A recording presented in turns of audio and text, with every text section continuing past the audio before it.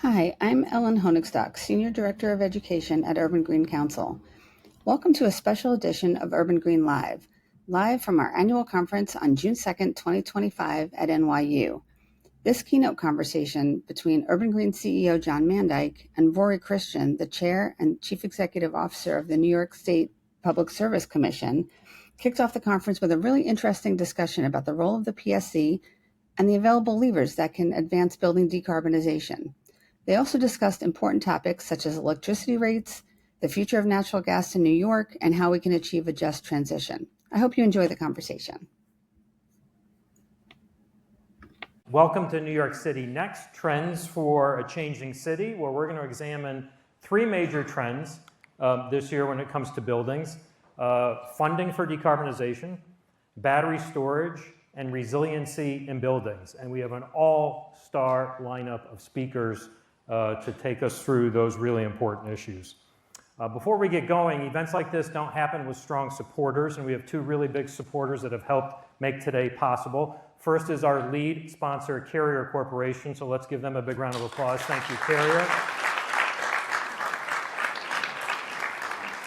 Carrier has been helping to sponsor this conference for many, many years, as has our host sponsor, NYU, Cecil and NYU. Thank you very much to NYU for providing this beautiful room for us. So let's get started with our keynote chat. It's my honor to introduce and welcome Rory Christian for our keynote conversation. Rory, come on up. Give Rory a big round of applause.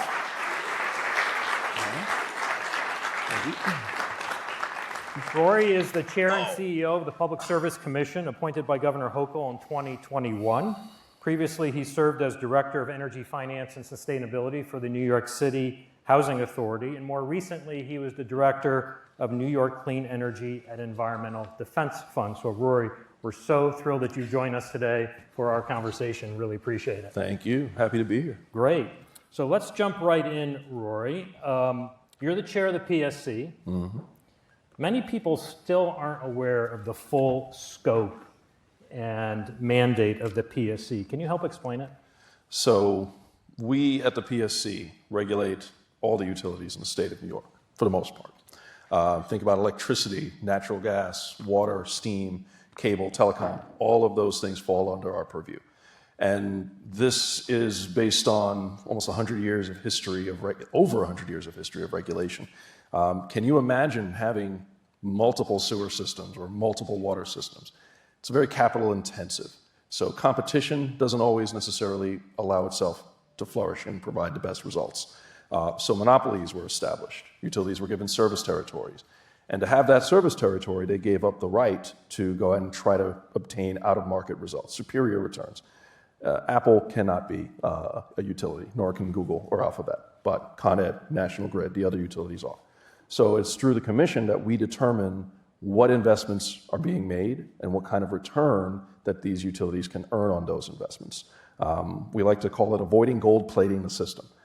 We can make the most reliable energy system on the planet, but if it's too expensive for anyone to use, it's not going to be a functional, effective system.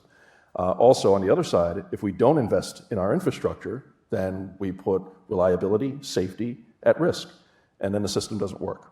So we try to find a balance, a middle ground, where we can get everyone the utility services they need at a price that's affordable and reasonable, just and reasonable, and do so with safety, reliability in mind. Got it. So on the built environment specifically, what levers reside at the PSC to advance decarbonization? Well, your timing on this is perfect. We actually pulled one of those levers a few weeks ago, or earlier in May. The Commission provides direction to the utilities in NYSERDA on the various energy efficiency programs. If you've heard of Empower or New Energy New York, these are the various programs that the Commission, in partnership with NYSERDA and the utilities, have deployed over the years. And it is through these programs that we've had a myriad of success in achieving some significant benefits from energy efficiency, making our buildings use less energy, be more comfortable, and ultimately improving the quality of life for businesses, homeowners, and renters, and others. These programs have contributed to what has been a decade of little to no load growth in New York. This is one of the driving reasons. And in part, they're really successful because at the end of the day, the cheapest electricity is the electricity you don't need to use. So not only do people who use electricity save money by lowering their bills, but the utilities themselves need to invest less in making their infrastructure bigger, more robust to handle increasing load. So it's manifold benefits through investing in energy efficiency, and that's one of the, if not the prime way through which we affect the built environment in New York City and New York State.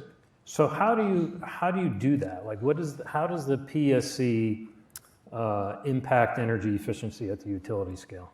Okay, so we in the state have a goal right now from energy efficiency and building electrification, 2 million homes. We want to electrify or have them be electrification ready. We authorize funding that's collected through ratepayers. So if you have a Con Ed or a National Grid or any utility bill, a portion of that bill goes towards these programs. That's collected, aggregated, and then used to focus on where the need is greatest. So in our most recent order, we made a couple interesting points of distinction. One, low and moderate income households are very different than market rate households. There's some structural differences in both the type of construction, age of building, quality of the building, and how the energy is used. So they require a different level of attention. So we directed NYSERDA to focus on low and moderate income, and we directed the utilities to focus on market rate. Then you also have to keep in mind there's differences in geography. Downstate, we've got lots of multifamily buildings. Walk outside, you'll see exactly what I'm talking about. But if you were to go to Long Island or upstate New York, it's a completely different built environment. And those differences require a different level of attention to detail, engineering work, financing, engagement with customers. It's one thing to talk to somebody in their home and convince them to do something for their single family home. Try doing that for a 230 unit multifamily building. That's a very different conversation.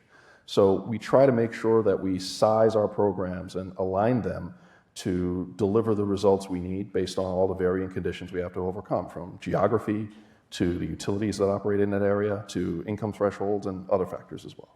So those utilities, do you think they're on pace for where we need to be for energy efficiency and electrification? No. I mean, come on, that's a low ball question. I mean, 2 million homes, right? That's 200,000 homes a year. We've not achieved half of that at the scale we need. There's some structural things. And if you think of it from the context of the types of homes that we're trying to do this work on, all homes are not created equal. You can go to a building designed by the same architect, built in the same year, 2 blocks away, and have completely different operating and built conditions, and you can't have necessarily an apples-to-apples comparison. Sometimes you can, sometimes you can't. But because of that diversity of building type, both from a construction and an operation perspective, it's very difficult to systematize a process where you can attack these buildings at scale. I see opportunities for that evolving, and I think one of your speakers today is probably going to talk about that a little bit, where we're able to use AI learning to take lessons learned from past work and use that for doing better work in the future. An early example of this, and out of curiosity, anybody here familiar with the Deutsche Bank energy efficiency study from about 15 years ago? Yeah, y'all know what I'm talking about. All right. So that study was disturbing to me as a practitioner because one of the things it said, and just to give some context, the study looked at 20 or 30 years of NYSERDA projects, and it asked, if I were an investor, how would I invest in these projects? And what it came back with was, if NYSERDA says you're going to save $1 million, you're really only going to save around 60% of that. Yeah, right. I said the same thing. I was financing energy efficiency projects at NYCHA when that report came out. And that's a chilling kind of message to the industry, which has come leaps and bounds in the decades since, but that's an underlying concern I think many people still have. If you promise me X kind of return, am I going to achieve it? And are those savings going to be sufficient to fund it? Mm-hmm. So this is one of the many things that we at the Commission are trying to work through. We've established various processes. We have a technical resource manual through which we can establish based guidelines for doing this work. But ultimately, we need to do a lot of things very differently than what we've done in the past to drive the scale that we need to achieve to get the results we want. Are there structural things holding us back? We could have a very philosophical question here about society as a whole. I think one thing is perception of energy. This is something I encounter with my family and friends all the time. Most people don't look at their bill. And I think we all know this, right? Even most of us in this room probably have not looked at our energy bill in the last month. That's a disconnect, right? And this is a result of the success of the regulated utility system in many ways. We've made it so easy to get the utilities we rely on, we don't really think about them and the meaning behind them. And so we need to change that at a large scale. We need a lot more education. We need urban green events like this in every borough and every street, educating the population on how they can pursue energy efficiency. And since taking this job, every single one of my neighbors has knocked on my door and complained about their bill. Without exception. And it's almost comical. Like a Friday night I'll show up, we'll get a random knock, and my wife will look at me and go, I think I know who that is. And it's the neighbor on the 9th floor. And we'll have a conversation. And 9 times out of 10, it's their air conditioner set point is off, or they're using 100-watt bulbs versus LEDs. And simple conversation, simple education can make a massive difference. But people don't feel empowered. And it's empowering people to know that their actions can make a difference, not just in the landscape that we're in, but in their financial well-being. That, I think, is one of the things that structurally we need to work hardest at. Because once you have people interested in making a change, nothing's going to stop it. Okay. Let's talk about electrification a little bit. The state is trying to prioritize electrification. And at the same time, New York State's gas grid has many, many miles of aging pipes that are going to cost billions of dollars to replace. So how should we be thinking about the future of natural gas, both in New York City and statewide? So this is a question I think I've been asked my entire career. When I started at Keyspan Energy, I was in part putting gas lines into downtown Brooklyn. So it's an interesting to see how things have evolved over the last 20 years. But the way I like to think of where we are in the transition is we have to recognize this is a transition. We still use a significant amount of natural gas in New York State. We need to maintain that system. That system doesn't just disappear. And again, one of our mandates is safety and reliability. So we need to ensure that those individuals who need gas today, who use gas today, can still get that gas and do so safely without any concerns for safety. So that's priority number one. The other part to keep in mind, we've actually seen decrease in overall gas use, which is good. That's great. We're seeing the curve changing. From what was rapid, rampant growth in the 90s and early aughts, we're starting to see that come down a little bit. But what hasn't changed is the peak. Those couple hours a day where it's super cold and everyone is using natural gas at a higher rate. We had an incident 2 Christmases ago where there was a 30-minute period where I thought I'd be on a plane to Albany to sit with the governor and talk about why Lower Manhattan, Brooklyn, and Queens did not have natural gas service. And we had to have to send police officers and plumbers to every home to try to reconnect them. That could have happened. That was a possibility.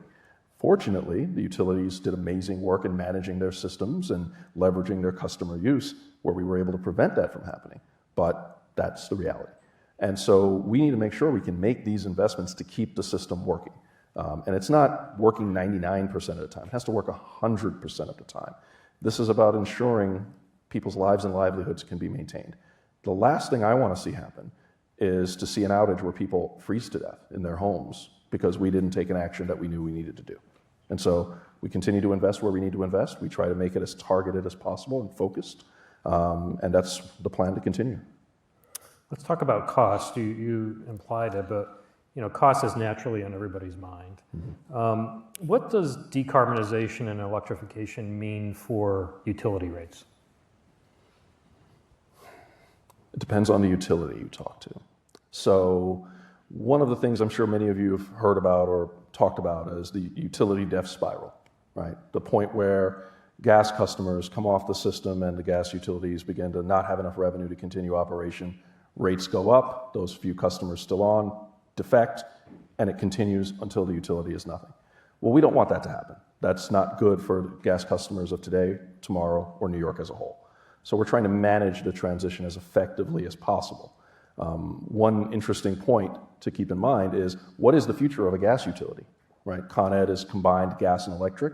Conceivably, they can shift many of their gas customers to electric. Business as usual in many ways for them, or a slight change in business. But a gas-only utility, what does their future look like? And so one of the things that we at the Commission, through the legislature, have put forward is the idea of utility thermal energy networks. And this is not new. This is done in Europe at scale already. So we're taking lessons learned and applying them to the US markets to see how can we have thermal energy networks that take essentially ground source heat or waste heat from a data center, or in some cases, waste heat from a water treatment plant, and use that for a purpose. Right now, we just waste it. It's very inelegant, right? But imagine for a moment all the waste heat that you see as steam on a cold winter day, taking that, using that to actually heat your homes, to run your processes. You're not burning anything. You're just using what's already there. And so that's a direction we're looking into. We have a number of pilots being developed by each of the utilities right now to see how we can explore different business models, different approaches, ownership structures. The utility may own all of it, or maybe portions of the public own a share. There's been a big call for public power, and this could be a part of that. But we're looking at deploying these pilots to test different ways of this alternative way of heating as a way to transition away from natural gas in a managed, reasonable way that doesn't create price spikes. So speaking of transition, how do we get to a just transition, right? I mean, there's some cases here where costs are going to go up, right? So how do we get to a just transition, and what are the issues to focus on there? So I think in talking about a just transition, it's understanding why it has to be a transition that is just. It's talking about the system that we built today, right? Many people still argue this, but I've lived it, I've seen it, I've experienced it in my day-to-day. But much of the infrastructure that we have for energy use has not necessarily taken into consideration the people around it. A case in point that I always point out, the Ravenswood Power Plant, built in the 60s. It was a coal-fired power plant that's effectively in the geographic center of New York City. That was a very bright idea at one point. And it's only a couple hundred yards from what was then and is still now the single largest public housing development in the country. So for decades, that plant was operating, spewing noxious fumes downwind to thousands, hundreds of thousands of people.